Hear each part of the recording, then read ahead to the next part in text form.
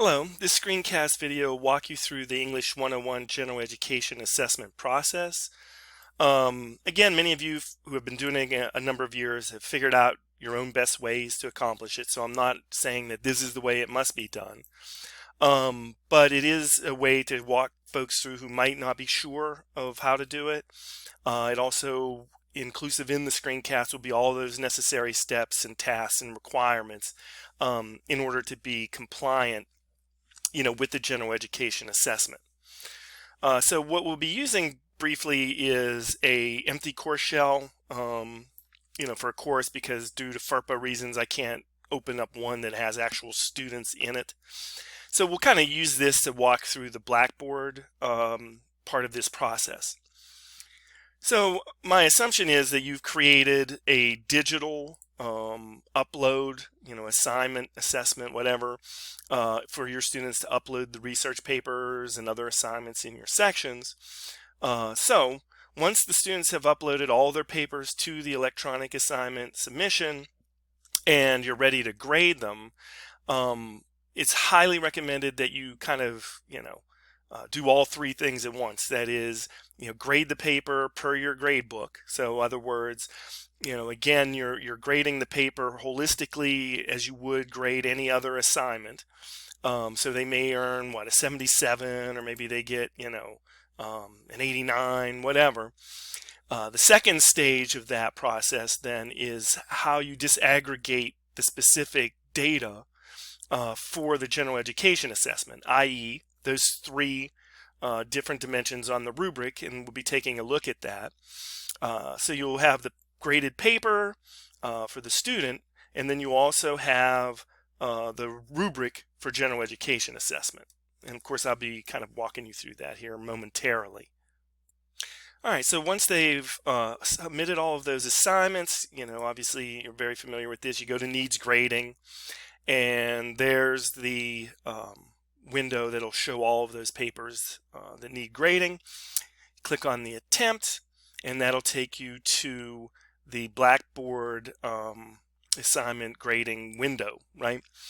Now, I definitely don't recommend it, but some folks do grade in the actual window here, utilizing the comment and highlight drawing tools that Blackboard provides.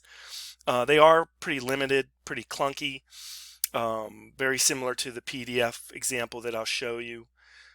In any case, once you make your comments and everything in here, you have to make sure then that you'll be able to actually download that paper with all your grading comments so you can upload it to the SAC COC documentation folder. It's my understanding that once you make those comments and annotations in the paper, you give the student the grade, you click submit, then what happens when you return to that attempt, you go to this download button and you'll be given two options. One option will be to download the annotated paper with your comments, and the other option will be just to download the original paper the student submitted. I've never done that personally. If you're very confident that that does work, then that's fine. Personally, my recommendation is when you open up the student attempt, what I do is I'll click the download button in order to download that student paper. You can then, of course, open your folder tree, go into downloads, and you'll see the student paper is located there. And the next step then, of course, would be to open up that paper. All right, once you've opened up that paper in Word, and again, this is just something I got off the internet just to show as an example. Then you'll want to do track changes in order to grade the paper. So, if you're, again, maybe familiar with this already, but I'm not going to assume anything. You go to that top menu bar up here and you click Review. Once you click Review, then you want to make sure, and it's not by default. So once you click this review, you'll want to make sure you depress the track changes button. So once you click it, you'll see that it's kind of grayed out, and that means that track changes is active. You also want to make sure that all markup is selected. You have a number of different options that could be by default. Just make sure all markup is selected there. All right, and so then you're ready to grade the paper. Obviously you're reading the paper. If there's something that you want to comment on, i.e. grading comments, then you kind of just hold down the left mouse key, highlight a specific passage. To make a comment, then you just go up and hit new comment, and then type in, of course, what it is that you want to say. So this needs to be supported with evidence, whatever. Then as you kind of scroll down, maybe you notice something else that is maybe incorrect. You also have the option that you can maybe highlight that and then also make a comment. So well, actually that didn't work. Just hold on one second. So once you highlight that given thing, then you could make a comment on it. Maybe this is incorrect use of dialogue, formatting. Please, use correct citation signal phrases. I don't know. I'm just kind of randomly doing things here. And then as you kind of go through, maybe there's a comma splice, whatever. The idea is that you're making these kind of inline comments on various, things that you're actually grading the student on, right? And then, of course, when you get to the end of the paper, this is your opportunity to do summative comments, so again, this is where you could type in, good work, however, right, you need to, and then, blah, blah, blah, blah. And then once the summative comments are over, then you can, of course, place what it is the student's grade is for that paper. So once you've graded that paper utilizing that method, then this is really important. Okay, so you want to go up to File, you want to click, of course, Save As, then you want to browse, and what I recommend here is, or anywhere you're comfortable with it, desktop is usually a good location, you'll want to create a folder. Now already there's one there, but let me create another one. You click New Folder, and then you would type in English 101 research papers, and then maybe section, whatever your section is, section 12. And then of course you would create these for each, other section of English 101 you're teaching. But this is very important because it really is very convenient later. So we open that folder by double clicking on it in order to save the document. And if this is the student, the first student that you're grading, then I would name the file Student 1.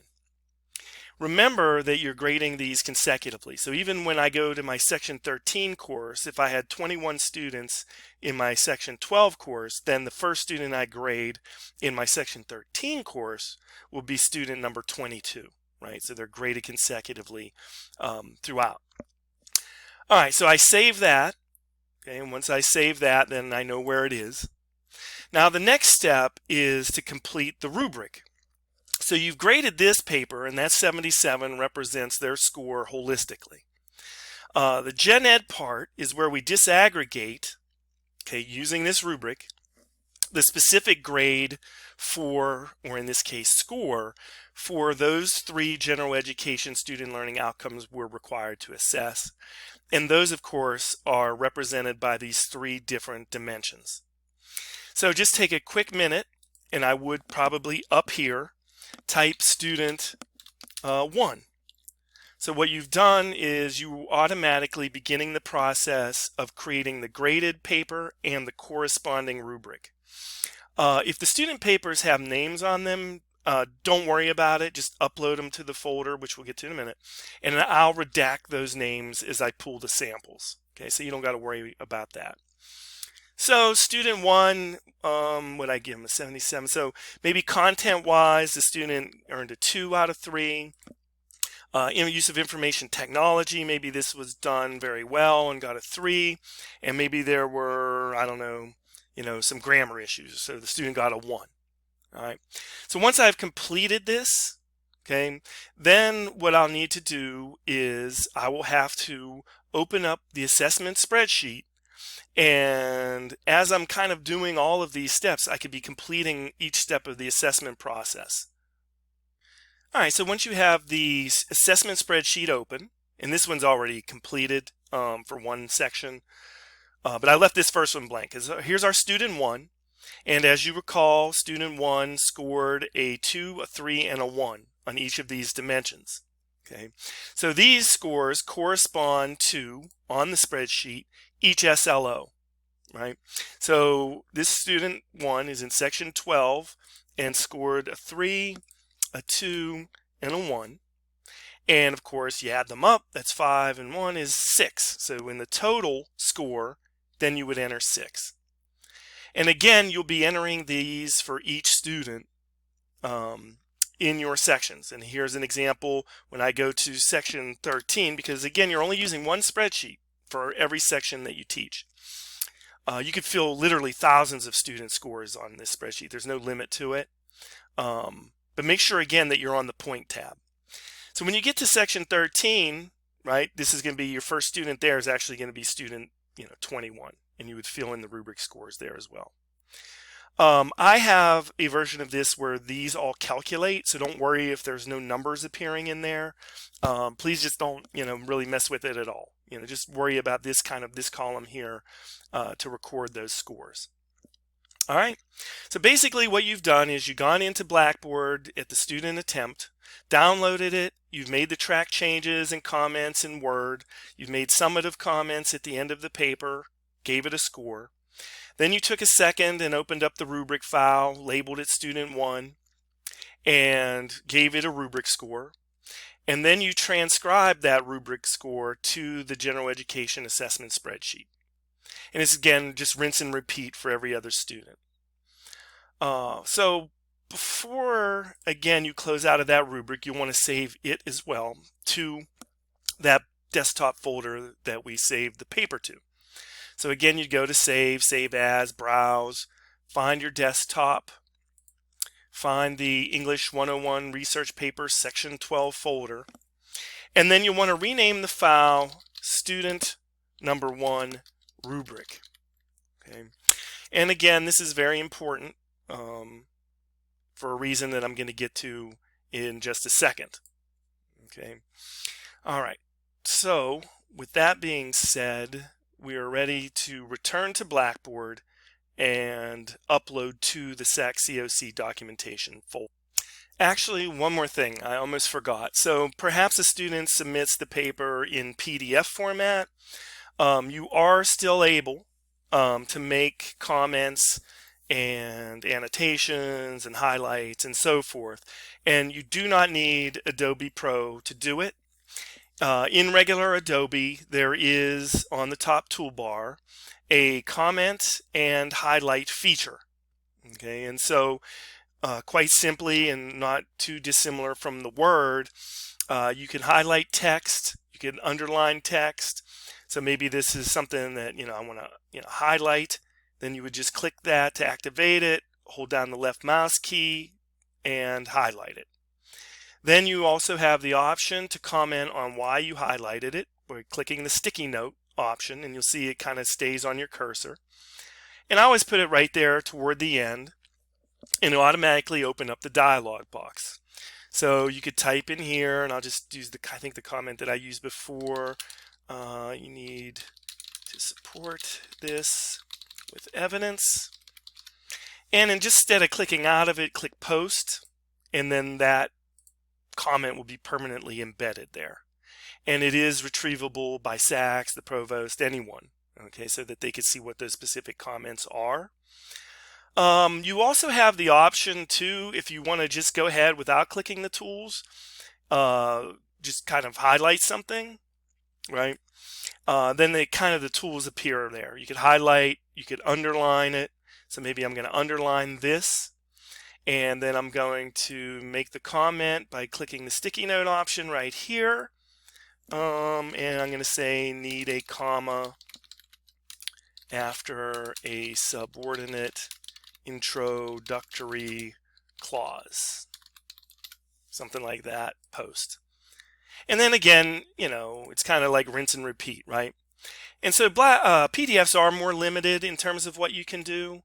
For example, Word, you would just be able to track change a big end comment, whereas here you'll have to actually do the whole sticky note thing and then just write one big long summative, comments, at the end. Of course, it could be a fairly large comment note. Now, or I guess you have the option if you wanted to break your summative comments down into, organization, content, grammar, whatever, you could do a sticky note for each of those summative comments too. All right, so basically then, if this student submitted in PDF, we're going to go to Save, we're going to go to File, just like Word, Save As. And of course, the Save window appears. You want to go to choose a different folder. Again, find your desktop, find our research paper section 12, and then you want to do student number 2, okay, and save that file. And it will save it again with all of your comments and so forth. I would then go to my rubric, and of course, here you would have to denote that this is student 2, and maybe this student actually got a 3. Actually, there was no sources, I don't know, 1, maybe there weren't any required, I don't know, whatever, and a 3. All right, so then go to our corresponding spreadsheet again in student 2, and you would enter the scores and of course the total, and that same, again, rinse and repeat process. All right, so that's pretty much how you would handle it if it were a PDF. So now we're ready to go back to Blackboard and work on the SACS documentation folder. All right, so once you're back in Blackboard, you again would have already typed in the grade for the student. This first student earned a 77. You click submit, goes to your grade book. Okay, so we've kind of been through that process. I'm just going to cancel out of this because I'm going to have to delete all this preview data later. So anyway, once you are back in Blackboard, then it is time to create that SACS folder. So how to do that, and again, I've attached the instructions on the email so you can refer to that as well. But you'll go up to this plus, and then you'll click, go up to the plus, and you'll click Content Area. Then type in SACS COC documentation. And please do not check available to users, right? Because then everybody sees everybody else's stuff. All right, click submit, and then that folder will appear at the end of your content area folders because it's the newest one, added. Now you might not see it because you see how it kind of fades out like that. You could just refresh your screen and then you'll see it's kind of white like all the other ones and very noticeable. All right, so once you've graded all of the papers for that section, completed the rubrics, completed the spreadsheets, saved them to a section assessment folder on your desktop, you're ready to upload everything. And this is why you kind of created that folder to begin with, because you do not have to upload each paper one at a time in rubric, right? You could mass upload everything at once. And how you do that is, again, you'll click on the SACS documentation folder. You'll see it's blank.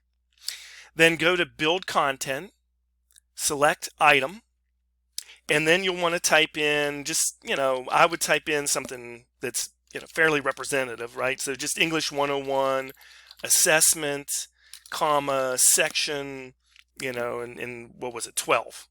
That's fine with me. It doesn't really matter. But just type something like that in there. Then when you go down, you go to the attachments, and this is where you're ready then to upload all of those student samples, right? So click Browse My Computer, and then you want to find in the folder tree your desktop. And here's that folder we created for section 12. Open it. And now I forgot the rubric, but anyway, you get the idea, right? So here, and I know you're probably already familiar with this, when you left click on those files, it'll only do one at a time, right? Well, the trick to the mass upload is you want to hold down the control key on the bottom left of the keyboard, and that will allow you to select multiple files simultaneously. So once you've held down control and selected all the files in that window, you'll see that they're highlighted. Then just select Open, And then all of those student samples and rubrics will be ready for upload into the folder. Once they all appear there, click submit, and essentially then you're done. You have student 1 through 20 or whatever with the actual graded paper with your comments, as well as the corresponding rubric for that student. All right, so once the SACS documentation folder is completed for each one of your sections, then of course, exit out of Blackboard or whatever you want to do. The next step then is to save the spreadsheet. Okay, so again, you have all of your sections represented here, each student being numbered consecutively. You have the total score, you have each individual SLO score. Please do not use like half scores. Don't award anyone a 2.5 or a 1.5. You only have 3 choices. They either get a 3, a 2, or a 1 on each of these rubric dimensions. So once you've done that, then you want to save this file. And again, you can save it anywhere you want. Maybe you want to save it in that assessment folder so you have it for your records. So let's just do that. Again, find desktop assessment. This was from Joe Quinn last semester. So what you'll do is just kind of add your name to the end. That's fine. I'll sort it out. Click save, and then what you'll do, of course, is you will email that folder to me, that spreadsheet to me. What I need to do then is I collect all of these spreadsheets and I create one master spreadsheet, and I aggregate the thousands and thousands of student scores onto one spreadsheet. And then I will have all of these various calculations, the total calculation, the individual disaggregated SLO calculations, and that's what I then use to analyze the data, report the results, develop the action plans, so on and so forth. So once I have all those spreadsheets, this is what I do. I aggregate it again into one major one. Then what I'll do is I'll go into each section's SACS COC documentation folder, and then I will be pulling samples from those folders in order to provide the Office of Strategic Planning and Institutional Effectiveness. So that pretty much wraps it up. If you have specific questions, please reach out. Just email me. We could set up a Zoom. Whatever you need. I'm certainly here to help facilitate the process. Again, it is a mandatory one. Any non-reporting sections are required to be reported to the chancellor as well as the provost. And being that this is our record year for SACS, because they'll be coming in the fall, they'll definitely be monitoring this pretty carefully. So again, your hard work on this, your compliance with this is definitely greatly appreciated. Thank you.